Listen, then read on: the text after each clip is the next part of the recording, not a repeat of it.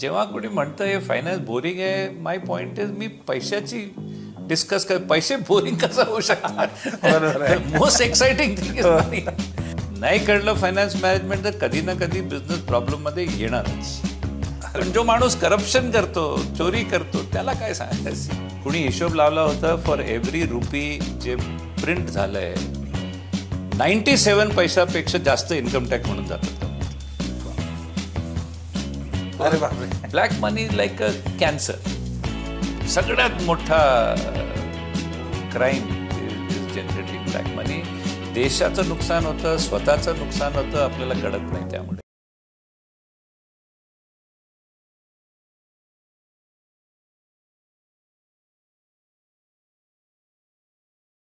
मित्रांनो नमस्कार, कसे आहात सगळे? मित्रांनो, आपल्या सगळ्यांच्या आयुष्यामध्ये पैसा हा खूपच महत्त्वाचा घटक आहे. परंतु आपण शाळेमध्ये इतिहास शिकलो, भूगोल शिकलो, सगळं शिकलो, पण पैसा कसा मिळवायचा, पैसा कसा हँडल करायचा, उद्योग व्यवसायामध्ये पैसा कशा पद्धतीनं सांभाळायचा, हे मात्र आपल्याला कुठेही शाळेमध्ये कधीही शिकवलेलं नाही. आणि हे ज्या पुस्तकातून आपल्याला शिकायला मिळतं, त्या लोकांसोबत जर आपल्याला भेटायला मिळालं तर कसं वाटतं? आज तोच अनुभव मी घेतोय. खूप जास्त एक्सायटेड आहे मी या बाबतीमध्ये.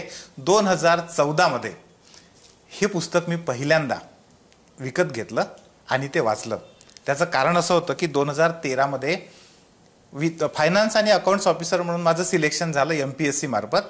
आणि मला पहिल्यांदा प्रश्न पडला की फायनान्स आणि अकाउंट्स वेगवेगळं कसं, आणि त्याच्या शोधात जात असताना मग मला हे पुस्तक मिळालं. आणि आज या पुस्तकाच्या लेखकांसोबत एका अत्यंत आदरणीय, ज्यांनी फायनान्स वित्तीय साक्षरतेमध्ये खूप मोठं काम उभं केलेलं आहे, कॉर्पोरेट ट्रेनर आहेत, dancing with the balance sheet या पुस्तकाचे लेखक डॉक्टर अनिल लांबा सर आपल्यासोबत आज पॉडकास्टमध्ये आहेत. त्यांच्यासोबत खूप साऱ्या विषयांवर आज आपण गप्पा मारणार आहेत. सर नमस्कार. नमस्कार. आणि आपल्या पॉडकास्टमध्ये आपलं खूप खूप स्वागत आहे. मला आज इन्व्हाइट केल्याबद्दल खूप धन्यवाद. सर, मी 2014मध्ये जेव्हा हे पुस्तक वाचलं होतं आणि तेव्हा मला पहिल्यांदा हा प्रश्न पडला होता की कारण अकाउंट ऑफिसर, जनरली फायनान्स आणि अकाउंट्स ऑफिसर जो असतो त्याला अकाउंट ऑफिसर म्हणतात, आणि ऑफिसमध्ये अकाउंटंट पण असतो. मग अकाउंटंट आणि फायनान्स आणि अकाउंट्स ऑफिसरमध्ये फरक काय? मग त्या उत्तराच्या शोधामध्ये असताना मला हे पुस्तक मिळालं आणि तेव्हापासून मी तुमचा फॅन झालो खरं तर. मग या पुस्तकाच्या माध्यमातून खूप साऱ्या टर्म्स कळल्या. थोडक्यात फायनान्सची गोडी लावण्यासाठी या पुस्तकाची मला खूप मोठी मदत झाली. पण मला आपल्या प्रेक्षकांसाठी आज हा प्रश्न पहिल्यांदा विचारायचा आहे. फायनान्शियल व्यक्ती आणि अकाउंटचा व्यक्ती याच्यामध्ये काय फरक आहे? हे फरक नाही कळल्यामुळे आपण एवढं प्राइस पे करतो, मी तुम्हाला सांगू शकत नाही. येस. कुणाला आयुष्यभर अकाउंटिंग नाही आले तर काही हरकत नाही, पण जर तुम्हाला फायनान्स नाही कळलं तर त्याचा तुम्ही खूप मोठा प्राइस पे करणार. इंडिव्हिज्युअल लाईफमध्ये तर होतं, पण तिथे अमाऊंट कमी असतात. हो. पण मोठे मोठे कंपन्यामध्ये जिथे हजारो करोडचा इन्व्हॉल्ड होतं, तिथे नाही कळणं म्हणजे इट्स क्रिमिनल. मोठी किंमत चुकावी लागते. मोठी किंमत चुकावी लागते. कारण फायनान्शियल मिसमॅनेजमेंटमुळे मॅक्सिमम बिझनेस फेलियर्स होतात. म्हणजे जेवढे बिझनेसेस बुडतात त्यामधून 90% पासून जास्त फायनान्शियल मिसमॅनेजमेंटमुळे होतात. अरे बाप. आता हे कशाला होतं? लोकांना कळत नाही का किती इम्पॉर्टंट आहे? कळायला पाहिजे. मग तरी सुद्धा कसं होतं? कारण जे असली फायनान्सवाला होतो कंपनीमध्ये, बिझनेसमध्ये, ते स्वतःला नॉन फायनान्स बोलतो. अच्छा. आपल्याला वाटतं की अकाउंट्सवाला फायनान्सवाला आहे. हो. काही लोकांना कळत नाही किती इम्पॉर्टंट आहे, ते एक झाले. ज्यांना कळतं तरी की फायनान्स जरुरी आहे, ते कशाला स्ट्रेंथन करणार? अकाउंट डिपार्टमेंटला. कारण त्यांना वाटतं फायनान्स मॅनेजमेंट तिथे होतं, अकाउंटच आहे. अगदी. पण अकाउंट्स डिपार्टमेंट म्हणजे ज्याला आपण फायनान्स डिपार्टमेंट सुद्धा म्हणतो, तिथे सुद्धा मॅक्सिमम ऍक्टिव्हिटीज अकाउंट्स रिलेटेड. बरोबर आहे. आणि माझं पॉइंट हे आहे की फायनान्शियल मॅनेजमेंट किंवा मिसमॅनेजमेंट 24 तास चालू असते. दर माणसाच्या ॲक्शनमध्ये. बरं. म्हणजे एक कंपनीमध्ये कोण असतं? प्रोडक्ट मॅन्युफॅक्चरिंग कंपनी असली तर प्रोडक्शन लोक असतात, मार्केटिंगचे लोक असतात, सेल्सवाले होतात, HR वाले होतात, फायनान्स अँड अकाउंट्सवाले होतात. ते फायनान्स अँड अकाउंट सोडून बाकी आपल्या स्वतःला नॉन फायनान्स म्हणतात. आणि माझं पॉईंट आहे की रिअल फायनान्सवाले तेच लोक आहेत. बरोबर. सेल्सवाला जेव्हा सेलिंग करतो त्याला एक डिसिशन घ्यावं लागते काय प्राईसला विकायचं, और कस्टमरनी काउंटर ऑफर दिलं की एवढं कमी देऊन, हे डिसिशन फायनान्शियल डिसिशन आहे. HR वाल्यांनी किती लोक हायर करायला पाहिजे, काय सॅलरीवर ठेवायला पाहिजे, ते फायनान्शियल डिसिशन्स आहे. परचेज डिपार्टमेंटला डिसिशन घ्यायची आहे, इन्व्हेंटरी किती ठेवायची, काय किती महिन्याची स्टॉक ठेवायचं. आणि या डिसिशन जेव्हा फायनान्शियली इंटेलिजंट नसतात, कंपनीची फायनान्स मॅनेजमेंट बरी नसते. आणि हे सगळ्या लोकांनी आपलं काम केल्यानंतर अकाउंट्सवाला पिक्चरमध्ये येतो, पोस्टमॉर्टम करतो आणि तुम्हाला सांगतो की कंपनीने प्रॉफिट केलं की लॉस केलं. बोलायचा प्रयत्न हे करतोय की जे लोक आपल्याला फायनान्सवाला बोलतात त्यांच्या ॲक्शननी प्रॉफिट कॅल्क्युलेट होतं, आणि जे लोक स्वतःला नॉन फायनान्स म्हणतात त्यांच्या ॲक्शननी प्रॉफिट जनरेट होतं. माय पॉइंट इज, खरं फायनान्सवाला कोण आहे? जे प्रॉफिट जनरेट करतो की जे कॅल्क्युलेट करतो? तर जनरेट करणारा. बरोबर आहे. पण हे नाही कळल्यामुळे maximum business failures happen on account of bad finance management. पण लोकांना दोन गोष्टी वाटतात. त्यांना वाटतं की जेव्हा तुम्ही म्हटलं मी नॉन फायनान्स, तुम्ही काय सांगताय की हे माझं काम नाही आहे. बरोबर. मी सेल्सवाला आहे, मी प्रोडक्शनवाला आहे, मी परचेजवाला आहे, माझं काम हे नाही आहे. नंबर 2, त्यांना वाटतं हे अवघड सब्जेक्ट आहे. आणि नंबर 3, त्यांना वाटतं हे बोरिंग सब्जेक्ट आहे. हे सगळे मिथ्स आहेत. अच्छा. According to me entire finance management एक कॉमन सेन्स सब्जेक्ट आहे. तुम्ही हे पुस्तक नाही वाचली असती, एक रूम मध्ये बसून मेडिटेट केलं तर सेम कन्क्लुजन तुम्ही रीच केले. एकदम कॉमन सेन्स सब्जेक्ट आहे, रॉकेट सायन्स नाही आहे. And number 2, it is a fascinating subject. जेव्हा कोणी म्हणतं हे फायनान्स बोरिंग आहे, माय पॉइंट इज मी पैशाची डिस्कस कर. पैसे बोरिंग कसं होऊ शकतात? मोस्ट एक्साइटिंग थिंग इज मनी. पण यामुळे हे मिसकॉन्सेप्शनमुळे लोक आपल्याला दूर ठेवतात आणि प्राइस इज पेड. इंडिव्हिज्युअल लाईफमध्ये प्राइस पे करतात, बिझनेसमध्ये प्राइस पे करतात.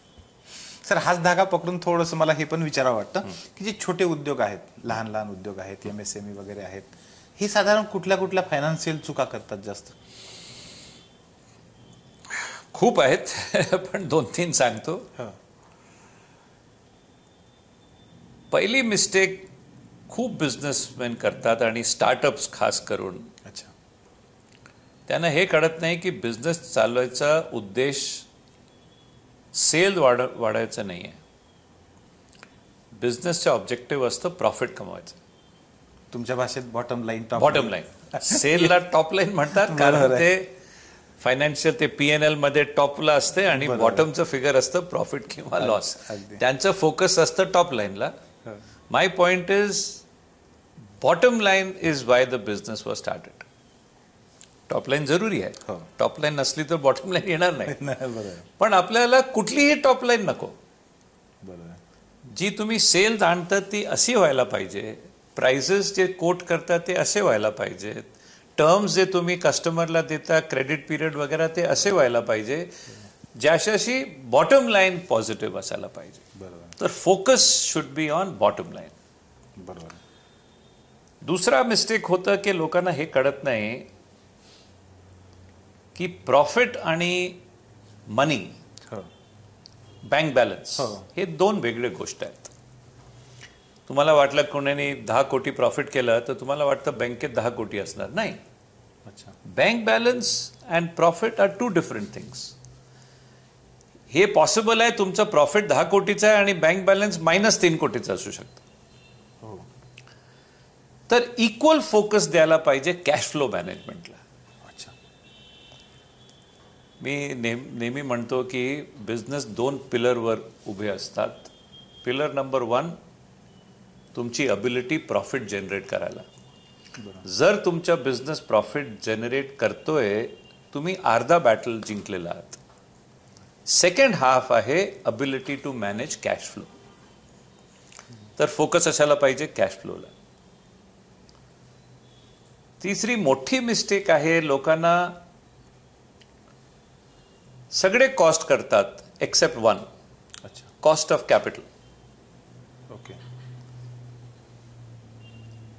I put out these. दर संडेला मी एक संडे म्युझिंग्स पाठवतो लोकांना. अच्छा. आणि सोशल मीडियावर पण टाकतो. एक थॉट असते. तर 2-3 संडे आधी लिहिलं होतं मी की बिझनेसला सक्सेसफुल कधी सांगायला पाहिजे. जेव्हा तुमचं रेव्हेन्यू इन्कम काय कव्हर करते, कॉस्ट ऑफ प्रोडक्शन कव्हर करायला पाहिजे, कॉस्ट ऑफ ॲडमिनिस्ट्रेशन कव्हर करायला पाहिजे, कॉस्ट ऑफ सेलिंग कव्हर करायला पाहिजे, नॉट इनफ. आणि कॉस्ट ऑफ कॅपिटल सुद्धा कव्हर करायला पाहिजे. आणि कॉस्ट ऑफ कॅपिटल 2 प्रकारने येते. मालक स्वतःचा पैसा टाकतो आणि लोन घेतो. सगळ्यांना कळतं की लोनचा कॉस्ट आहे. हे कळत नाही की मालकाच्या पैशाचा कॉस्ट ही नव्हे, सगळ्यात महाग कॅपिटल इज ओनर्स मनी. आणि ते स्वतःच्या पैशाला ॲट्रिब्यूट करत नाहीत. कधी कधी तुम्हाला वाटतं बिझनेस प्रॉफिट बनवतोय, पण कॉस्ट ऑफ कॅपिटल मायनस केलं तर कदाचित तेही कव्हर होत नाही. तर यू आस्क मी काय मिस्टेक्स असतात. हे सगळ्यात मोठं मिस्टेक आहे, not understanding cost of capital. आणि मोठे मोठे कंपनीज एक मिस्टेक करतात, ते शॉर्ट टर्म पैशांनी लॉंग टर्म ॲसेट खरेदी करतात. अच्छा. That is suicidal. जर तुम्ही मला 10 सिक कंपनीची बॅलन्स शीट आणून दिली, प्रॉबेबली 8 असे असतील ते कशाला बुडले, कारण त्यांनी शॉर्ट टर्म पैशांनी लॉंग टर्म ॲसेट घेतले. हे कधीही करायचं नाही. खूप आहेत, लॉंग लिस्ट आहे. 3-4 सांगितलं. सर, शॉर्ट टर्म आणि लॉंग टर्म जो मनी आहे तो नेमका, मला पण ती कन्सेप्ट माहीत नाही. हे सांगायला सोपं आहे आणि तुम्हाला कळल्यानंतर सुद्धा हे क्राईम होईल, कारण खरेदी करताना आपल्याकडे ते इन्फॉर्मेशन नसते. पण खूप सोप्या भाषेत सांगितलं म्हणजे,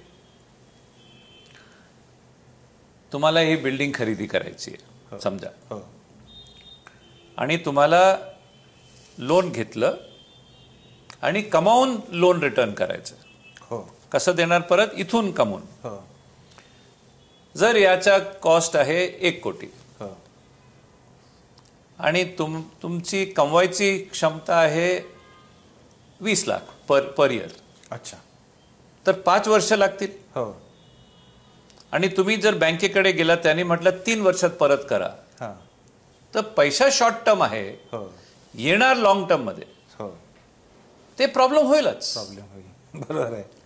येस येस. तर फायनान्समध्ये आपण 1 वर्षात आधी पैसे परत करायचं, त्याला शॉर्ट टर्म म्हणतात. पण मी एक्झाम्पल देतोय, हे मिसमॅच झाल्यामुळे. म्हणजे मी तुम्हाला हंड्रेड्स ऑफ केस स्टडीज देऊ शकतो. मोठे मोठे कंपनीज कशाला बुडले? Because short term money was use for long term. पण हे कळत नाही कधी, unless you are conscious about it.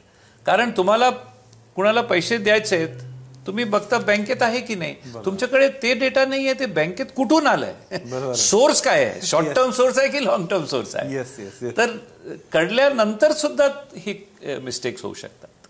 बरोबर आहे. तुमच्याशी बोलताना सर पहिल्यांदा हे जाणवलं की प्रॉफिट जनरेट करण्याची क्षमता असणं म्हणजेच फक्त सक्सेसफुल बिझनेस होत नाही. तो एकच बाजू आहे ती. सर, मला हे विचारायचं आहे की हे पर्सनल लाईफ मध्ये पण लागू आहे एखाद्या व्यक्तीसाठी पण? Absolutely, absolutely. आय थिंक हे फायनान्स मॅनेजमेंट कट्स अक्रॉस. कारण तुम्ही तुमच्या मित्रामध्ये असतील, एक माणूस दुसऱ्यापेक्षा कमी कमवतो पण नेहमी कम्फर्टेबल दिसतो, दुसरा 2 पट कमवतो पण नेहमी त्याला शॉर्टेजेस असते. कशाला? कारण त्याची फायनान्स मॅनेजमेंट वाईट आहे. अच्छा. ते it is not the amount of money, it is the ability to manage. Yes. आणि सर, तुम्ही वित्तीय साक्षरतेवर खूप मोठं काम, फायनान्शियल लिटरसीवर खूप दिवसापासूनचं खूप मोठं काम तुम्ही केलेलं आहे. मला थोडंसं आता ह्या सगळ्या म्हणजे बिझनेसच्या गोष्टी आहेत, पण मला थोडंसं पर्सनल पण यायचं आहे. तुम्हाला ह्या विषयाची गोडी कशी लागली? आणि आपण वित्तीय साक्षरता आणावं किंवा कॉर्पोरेट ट्रेनरमध्ये जावं, सीए असून सुद्धा तुम्ही इकडे कसे वळलात? काही क्रेडिट जात नाही मला माझ्या थिंकिंगला. बरं. कॉलेजमध्ये होतो तर सगळे लोक सीए करत होते. आय रिमेंबर माझ्या भावानी सांगितलं तू पण सीए करायला पाहिजे. काय सीए काय असतं आपल्याला माहित पण नव्हतं तेव्हा. सगळे लोक एंट्रन्स एक्झाम देत होते, मी पण देऊन टाकलं लास्ट मिनिट. फॉर्म भरून काही अभ्यास केला नाही. अच्छा. पण एंट्रन्स दिलं, पास झालो म्हणजे ऑटोमॅटिकली तुमचं नेक्स्ट स्टेप गेट डिसाइडेड. बरोबर. एंट्रन्स पास झालं तर म्हणजे एंट्रन्स द्यावं लागतं if you are not a graduate. आम्ही 12th नंतर केलं होतं. मग सीए करायचं म्हणजे your line is already decided. असं नाही की मला काय फॉन्डनेस होती सब्जेक्टची, तसं काही नाही. पण सीए पासआउट झाल्यानंतर मी ताबडतोब प्रॅक्टिस सुरू केली, म्हणजे काम केलंच नाही कुठे. अच्छा. आणि बाय चान्स प्रॅक्टिस सुरू केली आणि काही मॅनेजमेंट कॉलेजेस बोलवतात सीए, नवीन सीएला टू टीच. अच्छा. तर एक मोठा कॉलेज आहे आपल्या पुण्याचा, तर त्यांनी बोलवलं होतं. पहिला रिॲक्शन होतं नाही शिकवायला थोडी सीए केलं. पण मग कळतं की तुम्ही नाही तुमच्या सब्जेक्टला टचमध्ये कसं राहणार. प्रॅक्टिस करायची म्हणजे you can't afford to forget. तर टीचिंगमध्ये काय रिव्हिजन होऊन जाते. तर ते लॉजिक घेऊन मी ओके केलं आणि एवढं एन्जॉय केलं ते टीचिंग. मग खूप वाढवली खूप. म्हणजे जे मॅनेजमेंट कॉलेज सकाळचे सेशन्स, फुल time MBA, part time diploma courses सगळ्यांना वाईल प्रॅक्टिसिंग. फुल टाइम कम प्रॅक्टिस. कारण किती टीच केलं तर टीचिंग म्हणजे काय 1.5 तासाचा दररोज पण घेतलं. मी ऑफिसला जायचो सकाळी 7 वाजता, 9-9:30 पर्यंत रात्री बसायचं. म्हणजे मध्ये 1.5 तासचं लेक्चर म्हणजे एक मोटरसायकल होती, गेलं लेक्चर देऊन बॅक टू ऑफिस. काही फील पण पण प्रॅक्टिस पिकअप झाली तर हे प्रॉब्लेम वाटायला लागलं की मी क्लायंट बरोबर बसलो आणि घडी बघतोय की लेक्चर आहे. तर I said this is not right. मग सोडायला सुरू केलं एक. अच्छा. पण बाय फ्लूक तेव्हा कॉर्पोरेट इन्व्हिटेशन द्यायला लागले. Tata Motors was my first client. अच्छा. आज पण आतापर्यंत टाटाला ट्रेन करतो. तर तिथे अजूनही मजा येतो कारण ते लोक परीक्षा द्यायला अभ्यास करत नाही, ते अप्लाय करतात. That was even more fun. तर हळूहळू जसं जसं ते इन्व्हिटेशन वाढत गेले, more companies out of Pune, out of India, जसं जसं वाढत गेले तसं तसं मी सीएचं काम डेलिगेट करत होतो. तो तर डेलिगेटेबल आहे, स्वतःला तुम्ही करायचा करा, नाही तर let your juniors do it.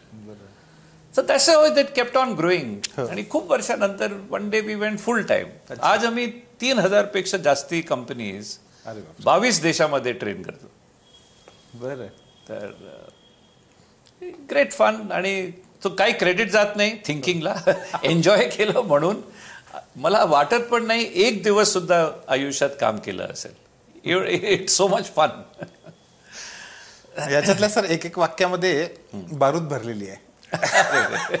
तुम्ही जेव्हा म्हणता तुम्ही छोट्याशा एका लहानशा थिंकिंग पासून सुरुवात केली की आपण, आणि आज तुम्ही कॉर्पोरेट ट्रेनर आहात, इतक्या देशोदेशीच्या कंपन्यांना ट्रेनिंग देण्याचं काम करतात, म्हणजे आम्हाला एक्साइटेड वाटते आहेत.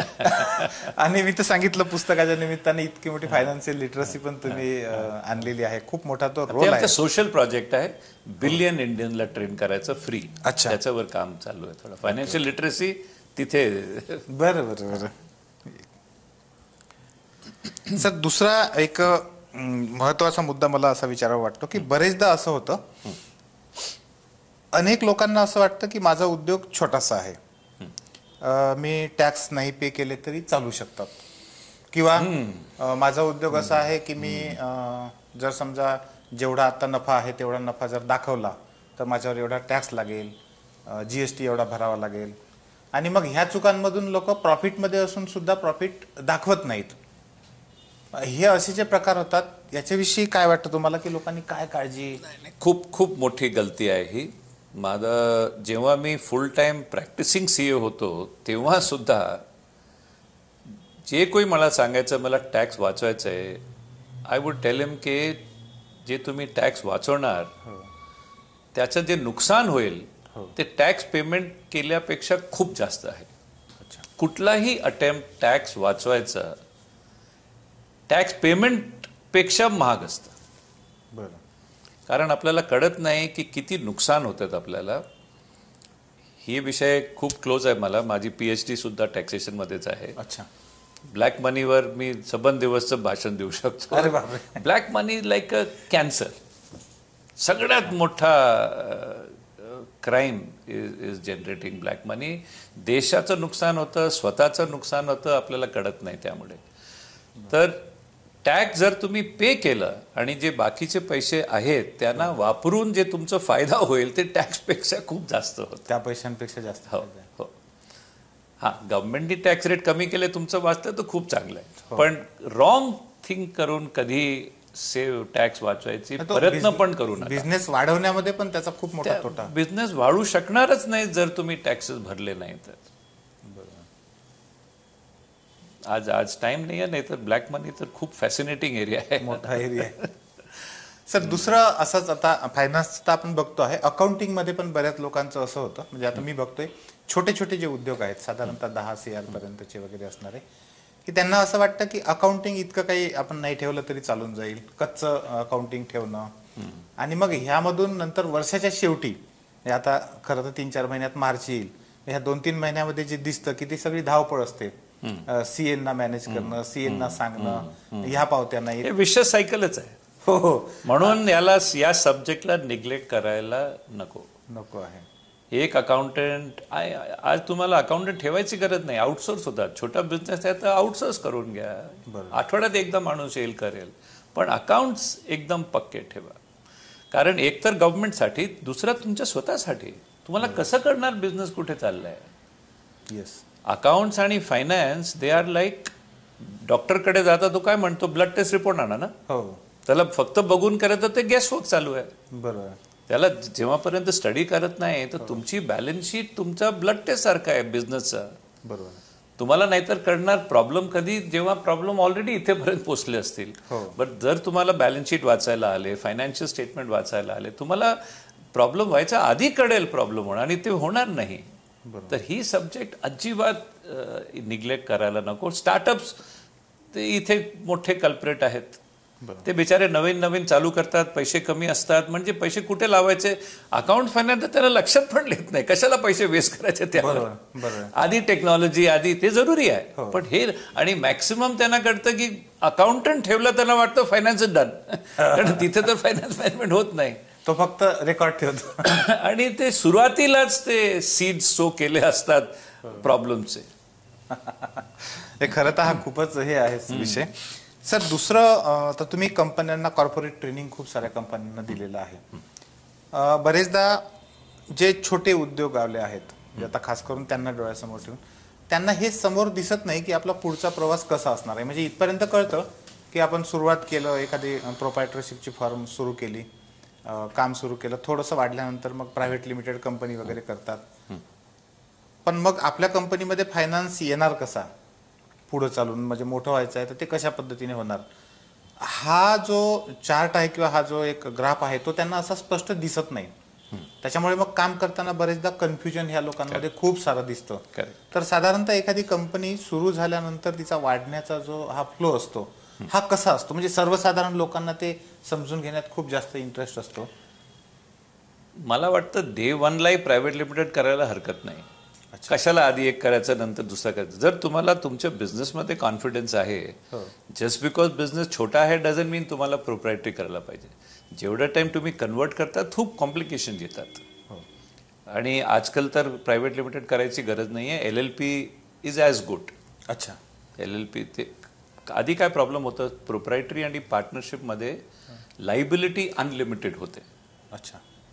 प्रायव्हेट लिमिटेड म्हणजे ते लिमिटेड वर्ड काय आहे, ते लायबिलिटी लिमिटेड असते.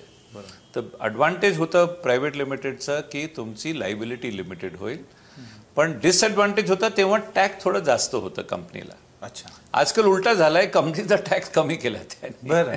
अच्छा. इंडिव्हिज्युअल पेज 30%, न्यू कंपनीज पे 25%. LLP सर, LLP आणि प्रायव्हेट लिमिटेड मध्ये मग काय फरक? नाही, LLP आधी पार्टनरशिप फर्मची अनलिमिटेड लायबिलिटी. अनलिमिटेड म्हणजे जर तुम्ही बिझनेस सुरू केलं, तुमच्याकडे 100 रुपयाचे ॲसेट आहेत, जर अनफॉर्च्युनेटली तुमची लायबिलिटी 150 झाली, बिझनेसकडे ॲसेट 100चेच आहेत, लायबिलिटी पण 150 झाली तर कसं देणार? तुमचं पर्सनल घर सुद्धा ते अटॅच करू शकतात. तुमची liability is not confined to business assets, ते पर्सनल ॲसेट सुद्धा अटॅच होतात. कंपनीमध्ये ते होत नाही, ते लिमिटेड लायबिलिटी आहे. जर तुम्ही म्हटलं या कंपनीत मी 10 लाख रुपये टाकणार, म्हणजे तुम्हाला माहिती आहे मॅक्सिमम लॉस 10 लाखाचं होईल. माझ्याकडे 10 कोटीची प्रॉपर्टी आहे, कोणी हात लावू शकत नाही, कारण कंपनी वेगळी, तुम्ही वेगळे.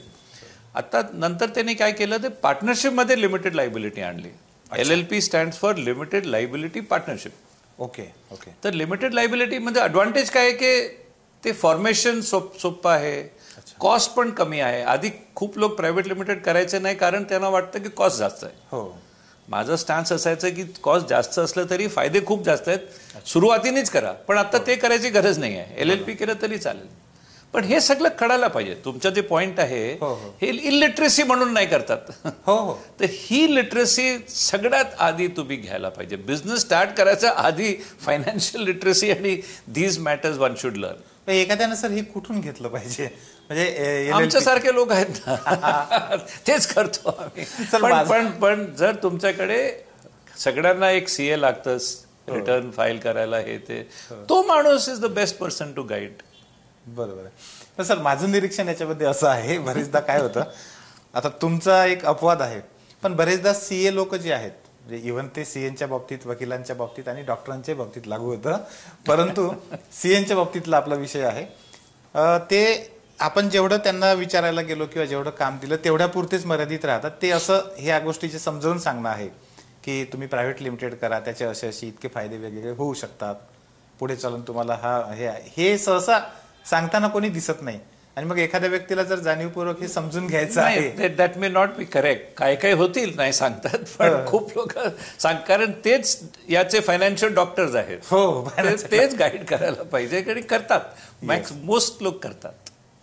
आणि सर प्रायव्हेट लिमिटेड करण्याचे असे कुठले कुठले फायदे आहेत मग, खास करून फायनान्शियल बाबतीमध्ये? बिगेस्ट फायदा हे लिमिटेड लायबिलिटीचा आहे. अच्छा, सगळ्यात मोठा आणि ते फायदा आता पार्टनरशिपमध्ये त्यांनी दिलेला आहे. LLP मध्ये पण दिलेला आहे तो. Okay, very good. प्रोप्रायटरीला अनलिमिटेड असतं. अच्छा. So that is risky. कुणाला लोन बिन घ्यायचं असेल तर प्रोप्रायटरी कॅन बिकम रिस्की, कारण कधी कधी थिंग्स आउट ऑफ कंट्रोल जातात. बरोबर. मग काय तुम्ही स्वतः गोळा केलेली प्रॉपर्टी सुद्धा अटॅच होऊन जाते, ते नॉट वर्थ इट. बरोबर. LLP best. LLP is good. किंवा मग डायरेक्ट प्रायव्हेट लिमिटेड. हां, जर तुम्हाला नंतर अजून मोठं व्हायचं आहे, पब्लिक इश्यू करायचे आहेत IPOनी, तर private limited can be converted to public limited company. Sir दुसरा इश्यू पुन्हा असाच आहे, बऱ्याच लोकांना शेअर मार्केट वगैरे माहीत असतं थोडंफार, की शेअर मार्केटमध्ये आपण पैसे टाकतो, एक लिमिट शेअर घेतो विकत.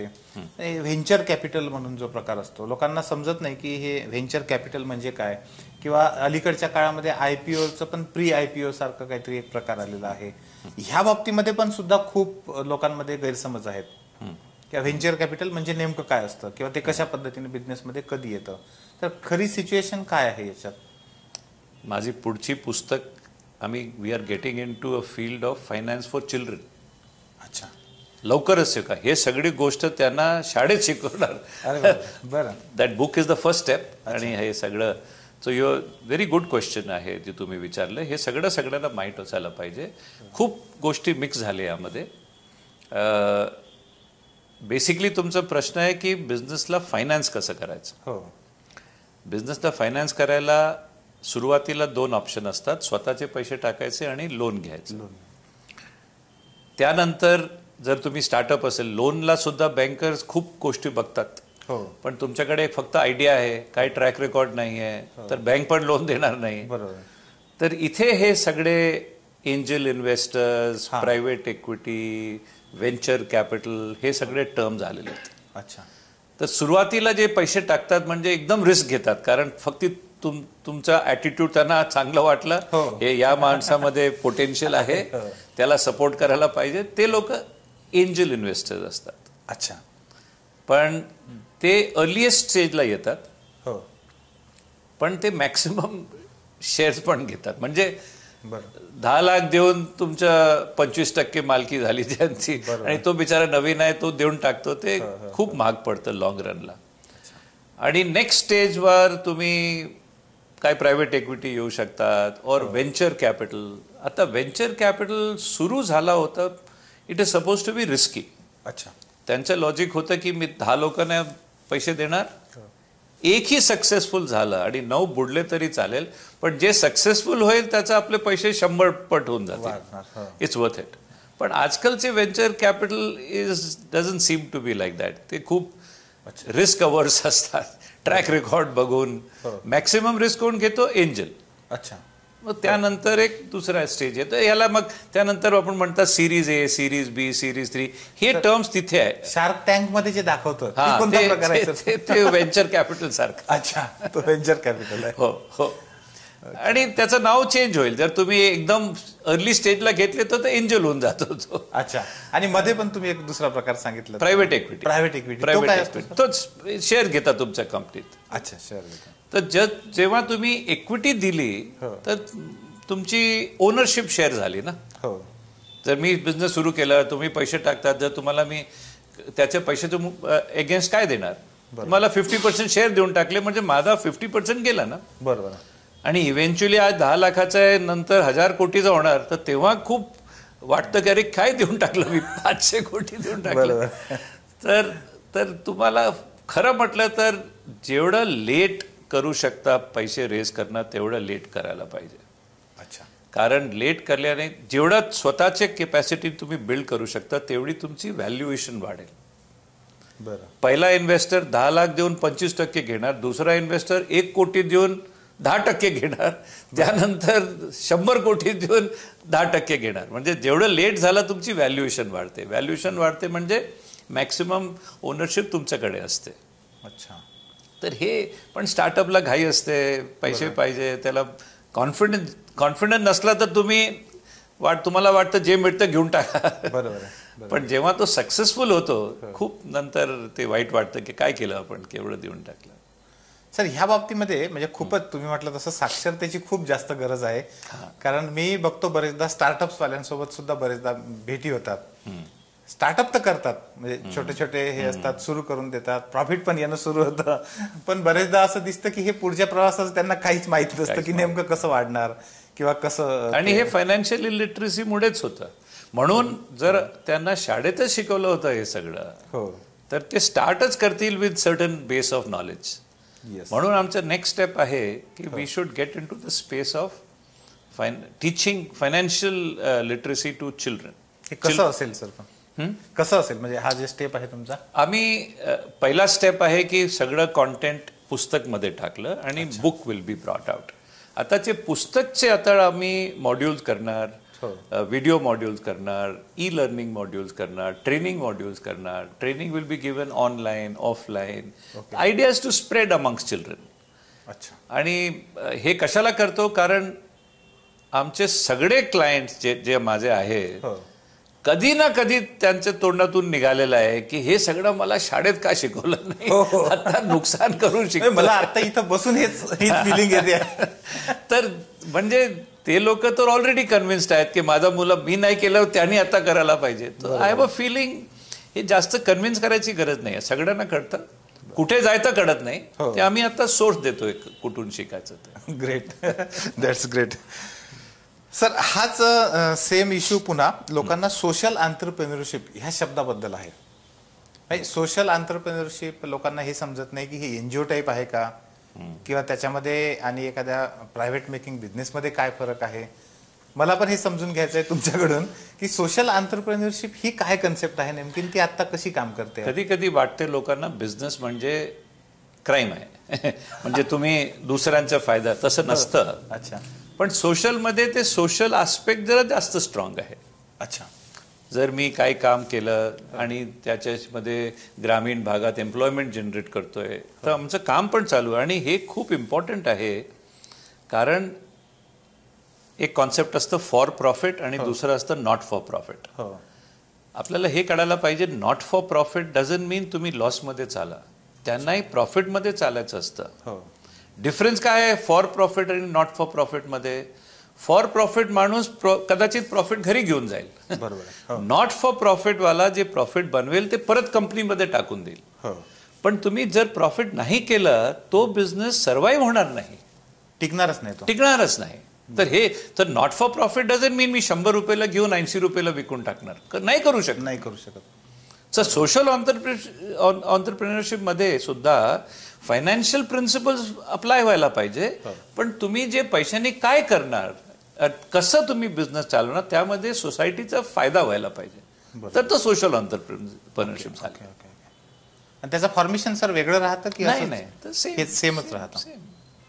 कारण आम्ही एज्युकेशनमध्ये काम करतोय, मला एका जणांना म्हणजे पहिल्यांदा हे विचारलं होतं की तुमचं आहे मग हे सोशल एंटरप्रेन्योरशिप आहे का. ऍक्च्युली मलाच माहित नव्हतं की सोशल एंटरप्रेन्योरशिपची कन्सेप्ट वेगळी काय आहे. गव्हर्नमेंट सगळ्यांना पुश करायची, आता करत की नाही माहित नाही, की तुम्ही ट्रस्ट चालवा, तुम्ही प्रायव्हेट लिमिटेड.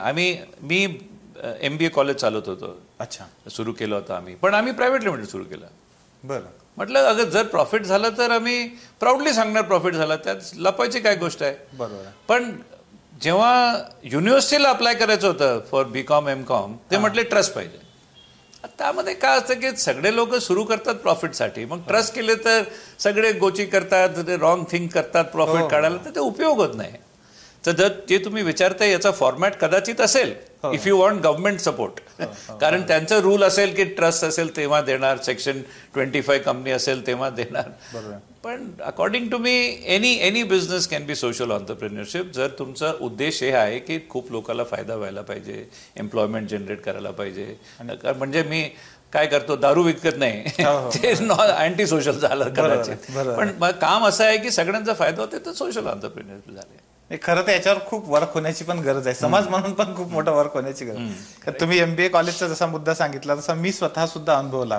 अनेक ठिकाणी टेंडर्स वगैरे जर भरायचे असतील एज्युकेशनलच्या बाबतीमध्ये NGOच फक्त अलॉट करतात, बाकी कंपन्यांना अलॉट कशाला माहित नाही, कारण सगळ्यांना माहिती आहे त्यांना प्रॉफिट बनवायचं आहे, म्हणजे ते रॉंग मेथडनी काढणार इथून प्रॉफिट. रॉंग मेथडनी काढणार.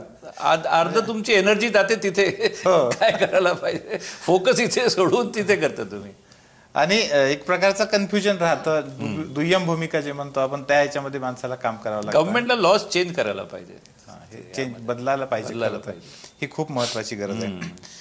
सर पुन्हा एक प्रश्न आहे, अलीकडच्या काळामध्ये खूप सारं फंडिंग जमा करणे, म्हणजे स्टार्टअप वगैरे सुरू करून सुरुवातीला, आता जसं नाव घेणं योग्य होणार नाही पण एज्युकेशन सेक्टरमध्ये पण खूप सारे असे दिसत आहेत, आणि त्या लोकांना प्रॉफिट कमवणे हा काही त्यांचा टार्गेट नसतं, तर ते प्रॉफिटेबल आहे असं दाखवून खूप सारं फंडिंग, म्हणजे इक्विटी जमा करणे, पैसे जमा करणे त्याच्यामध्ये, आणि मग ते बंद होण्याचं असे पण खूप सारे उदाहरण आहेत.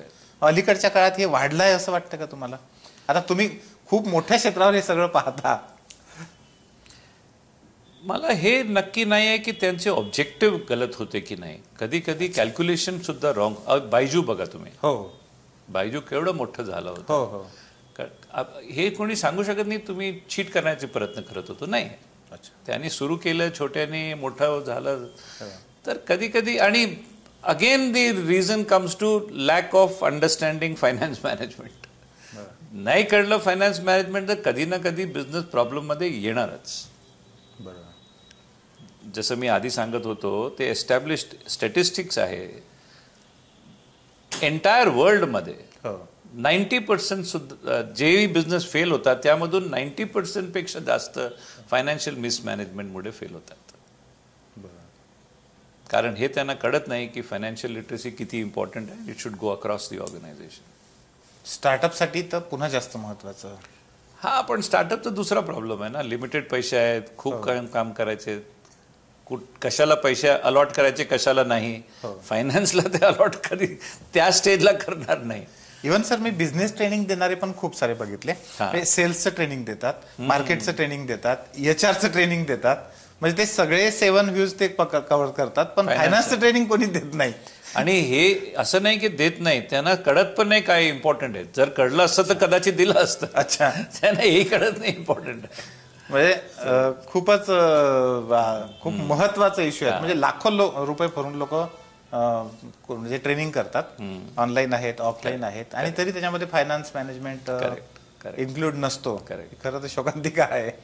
आमचे सगळे जे क्लायंट्स आहेत ते सगळे इंजर्ड पार्टीज आहेत. अच्छा, असं नाही की त्यांना आधी कळलं, त्यांना नाही कळलं, त्यांनी मिस्टेक्स केले, नंतर लक्षात आलं अरे बापरे हे कळायला पाहिजे, सगळे नुकसान करून येतात नंतर. आता मला शिकायचं, म्हणजे डॉक्टरांकडे जाण्याच्या आधी सगळ्या चुका करून घेतात. करेक्ट. आणि मग डॉक्टरांकडे जातात. पण आधी केलं असतं तर प्रिव्हेंटिव्ह झालं असतं. आता हे तुम्ही बिमारी झाल्यानंतर औषध घ्यायला आलंय. बरोबर आहे सर. मगाशी बोलता बोलता आपण बोललो की जे काळा पैसा जो आपल्या इथं तयार होतोय हा एक खूप मोठा इश्यू आहे. हे मी पण बघतो की अनेक उद्योगांमध्ये कॅश पैसे टाकले जातात, खूप सारे कॅश पैसे टाकतात. जो पैसा जनरेट होतो तोही बऱ्याचदा कॅशच्या स्वरूपामध्ये जातो आणि हर 8 दिवसाला 15 दिवसाला कुठेतरी न्यूज दिसते. आता परवाच्या दिवशी कुठे झारखंडमध्ये एका गाडीमध्ये 54 किलो सोनं आणि काहीतरी खूप मोठ्या स्वरूपातली कॅश सापडली. इलेक्शनच्या पिरियडमध्ये ते इतक्या मोठ्या स्वरूपात सापडतात की अर्धा पेपर त्यानंच भरलेला आहे की काय असं वाटायला लागतं. हे दोन वेगळे झाले ना. एक आपण बिझनेस चालवतो आणि कॅश जनरेट करतो टॅक्स वाचवायला. ती एक गोष्ट झाली, ते लोकांना करायला नको. हे जे तुम्ही म्हणतात हे कदाचित गव्हर्नमेंट एम्प्लॉईज, ऑफिसर जिथे करप्शन होऊ शकते त्यांना तर उपायच नाहीये. तिथे आपल्याला सांगायला पाहिजे करप्शन करू नका. पण ज्यांनी करप्शन केले तो चेकमध्ये घेऊ शकणार, तो वाईट होणारच नाही. बरोबर आहे. पण मी बिझनेसचं बोलतोय. हे बिझनेसवाले जे लोक टॅक्स वाचवायला कॅशमध्ये धंदा करतात, मग ते कॅश तुम्ही नाही वापरू शकत पुढे, त्याचं जे नुकसान आहे ते टॅक्स भरण्यापेक्षा जास्त आहे. पण जो माणूस करप्शन करतो, चोरी करतो, त्याला काय सांगायचं. आणि ते बंद होण्याची काही शक्यता, ते चोरी करायला नको, पण आपला कोण ऐकणार ते. बिझनेसमॅनला आपण कन्व्हिन्स करू शकतो. बरोबर आहे. हे बघ तू टॅक्स भरला नाही, किती फायदा झालाय हे इथे. आता त्याचा पैशाचं काय करणार, तुला आता भीती वाटते, वापरलं तरी कोणी पकडेल मला. तर त्याचं जे नुकसान आहे कॅल्क्युलेशन करून सांगितलं त्याला कळेल, अरे बाबा टॅक्स भरणं बेटर आहे. बरोबर आहे. चोर माणसाला काय सांगणार. हा जो ब्लॅक मनी आहे सर, हा म्हणजे मे बी आता ते भ्रष्टाचार करून मिळवलेला असेल कदाचित, किंवा अशा पद्धतीने जनरेट झालेला असेल. आता आपल्या कॅज्युअल गप्पा आहेत या पॉडकास्टच्या माध्यमातून, पण ह्यामुळे जी एक पॅरलल इकॉनॉमी आपल्या देशामध्ये तयार होत आहे त्याचे पुढे काय तसा त्याचा प्रवास राहील किंवा काय परिणाम, तेच मी अवॉइड करतो आन्सर करायला. खूप मोठा आन्सर होऊन जाईल. पण आपल्याला हे कळायला पाहिजे, जेव्हा आपण टॅक्स भरत नाही, आपल्याला वाटतं आपण पैसे सेव्ह केले, पण आपण सेव्ह केले नसते. जर तुम्ही मॅक्रो व्ह्यू घेतली तर देश चालवायला बजेट बनवतो ना गव्हर्नमेंट, तर ते प्रोजेक्ट करतात पैसे किती येणार, किती खर्च करायचे. ते प्रोजेक्शनमध्ये एक आहे एवढे पैसे टॅक्सेशन मधून येतील. आता इमॅजिन करा खूप लोकांनी इव्हेड केलंय, तर त्यांना वाटलं 100 येईल, आता 60 आले. आपल्याला हे कळायला पाहिजे, गव्हर्नमेंट जी स्पेंड करते आणि जे रिसीव्ह करते ते दोन इंडिपेंडेंट आहेत. बरोबर. जे स्पेंड करायचं ते करणारच. आता स्पेंड तर करणार, पण पैसे आले नाही, तुम्ही कुणी लोकांनी टॅक्स इव्हेड केले, डझंट मीन ते स्पेंड करणार नाही. मग त्यांना वाटलं हे कमी पडलं, इन्कम टॅक्स नाही आलं, बरं हे वाढून टाका. दुसरा अल्टिमेटली आपल्याला द्यायचं आहे, आपल्याला हे कळत नाही. तुम्ही इन्कम टॅक्स इव्हेड केलं तर जीएसटी वाढेल. बरोबर आहे. डायरेक्ट टॅक्समध्ये नाही तर इनडायरेक्ट अल्टिमेटली आपणच देतो. येस. आणि जर आपणच द्यायचं आहे, then the easiest cheapest way was the original way. बरोबर आहे. पण होतं काय, आता एक माणसाने ब्लॅक मनी जनरेट केली. मी नेहमी म्हणतो की 2 प्रकारचे लोक असतात. एकाला सांगायचं टॅक्स प्लॅनर, अच्छा, दुसरं असतं टॅक्स इव्हेडर. अच्छा. दोघांचं उद्देश काय आहे, कसे टॅक्स पेमेंट कमीत कमी किंवा एलिमिनेट करायला पाहिजे. पण टॅक्स प्लॅनर एक रिस्पेक्टेबल सिटीजन असतं आणि टॅक्स इव्हेडरला क्रूक म्हणतात. कशाला, दोघांची ऍक्शननी काय झालं, देशाला टॅक्स मिळाला नाही. मग एकाला रिस्पेक्टेबल आणि दुसऱ्याला क्रूक कशाला सांगायचं, कारण त्यांचं मेथडॉलॉजी वेगळी आहे. बरोबर आहे. टॅक्स प्लॅनर काय करतो की बघतो माझी इन्कम किती आहे, बरं खूप जास्त टॅक्स कमी करायला पाहिजे. काय करणार, गव्हर्नमेंटनी सांगितलं तुम्ही लाईफ इन्शुरन्स घ्या, टॅक्स सेव्हिंग होईल, ते लाईफ इन्शुरन्स घेतो. गव्हर्नमेंटनी म्हटलं या म्युच्युअल फंडमध्ये टाका, तर ते करतो.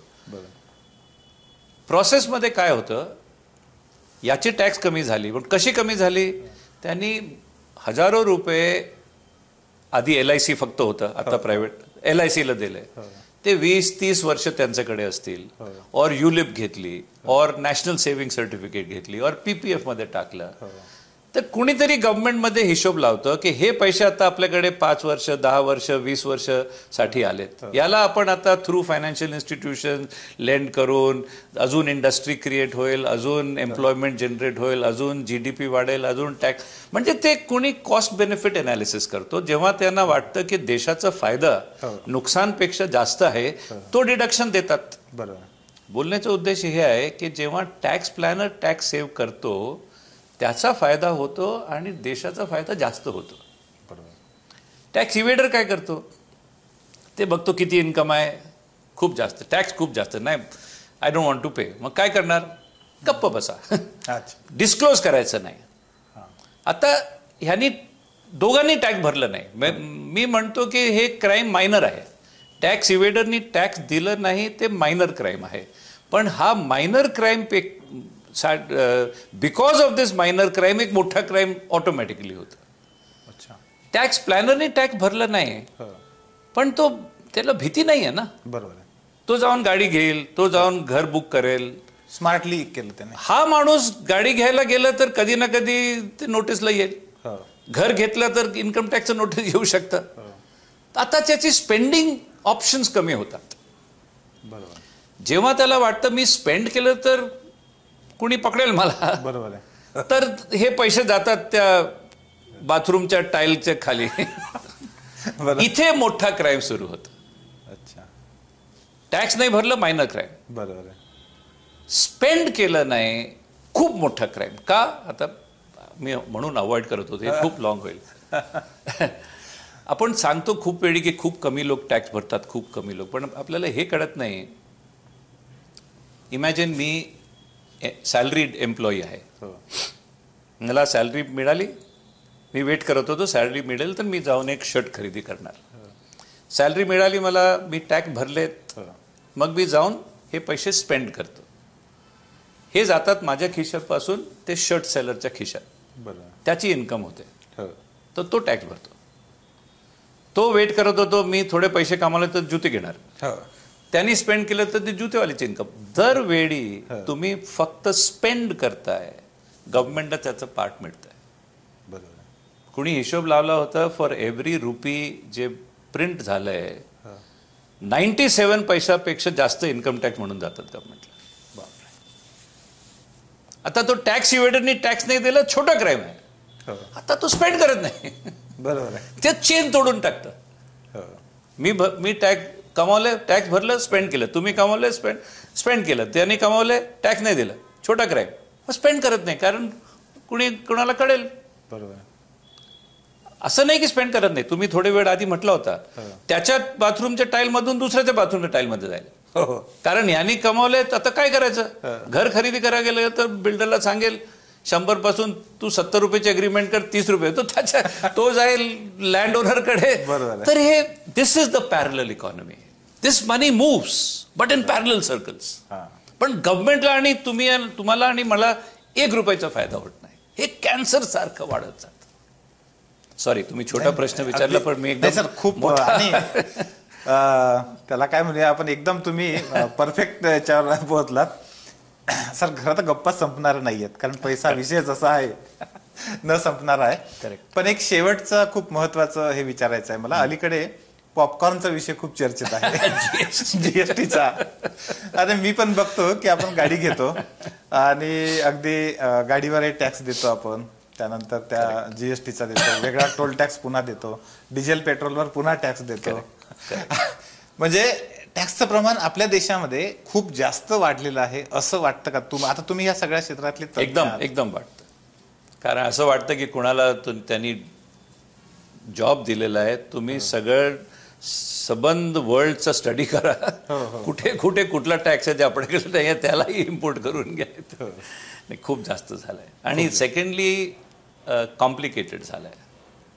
जीएसटी मध्ये किती स्लॅब जातात, पॉपकॉर्नचं घेतलं तर पॉपकॉर्नचे 4-3 व्हरायटी करून टाकले, म्हणजे एवढं कॉम्प्लिकेटेड झालं तर प्रॉब्लेम होतं. It has to be simplified as much as possible. आणि सर, सोशल एंटरप्रेन्योरची मगाशी आपण गोष्ट केली होती, म्हणजे अनेक ठिकाणी शेतीवर लागणाऱ्या ज्या गोष्टी आहेत, शेतीसाठी लागणाऱ्या गोष्टी, त्याच्यावर प्रचंड प्रमाणात टॅक्स आहे. शिक्षणाबद्दलच्या ज्या लागणाऱ्या गोष्टी आहेत त्याच्यावर मोठे मोठे 18% टॅक्स आहेत. दुसरीकडे अशा अनेक वस्तू आहेत की ज्या लक्झरीमध्ये मोडतील पण त्यांच्यावर कमी टॅक्स आहे. हे चित्र सुद्धा थोडंसं वेगळं एक चित्र उभं करतं असं नाही वाटत? करेक्ट आहे. खूप खूप स्कोप आहे इथे चेंजेस करायला. ऍग्रिकल्चरल इन्कमला टॅक्स नाही आहे. हो, अजून नाहीये. म्हणजे अनेक आणि ते रॉंग रिझन साठी. हो. जेन्युइन ऍग्रिकल्चर नाही करणार ठीक आहे. हो, हो. पण 90% जो बिचारा जेन्युइन आहे तो तर स्लॅब मध्येच बसत नाही. तो तरी सुद्धा दिलेलं असतं त्यांनी. आणि जे लोक रॉंग प्रकारे दाखवतात फक्त ऍग्रिकल्चर इन्कम जेव्हा नसते त्यांना, म्हणजे इंटेन्शन असायला पाहिजे सगळं ठीक करायचं. सगळं होऊ शकतं सगळं. Sir thank you very much. खूप सुंदर आणि खूप अशा उद्बोधक ज्याला म्हणता येईल अत्यंत म्हणजे अशा चर्चा झाल्या, गप्पा झाल्यात. निश्चितपणे मला असं वाटतं की तुम्ही जो मुद्दा मांडला त्याच्यावर आपण पुढे पण आपल्या ह्या पॉडकास्ट मार्फत हे जे तुमचं मिशन आहे, खास करून तुम्ही जे केलेलं आहे त्याला आपल्या 3Sचं मिशन करून आपण नक्की पुढे जाऊ. आणि आपला जो वर्ग आहे तो पण हे सगळं समजून घेण्यासाठी खूप उत्सुक असेल. या प्लॅटफॉर्मवर येऊन एवढं चांगलं मार्गदर्शन आम्हाला केलं. खूप खूप थँक्यू. धन्यवाद सर. धन्यवाद.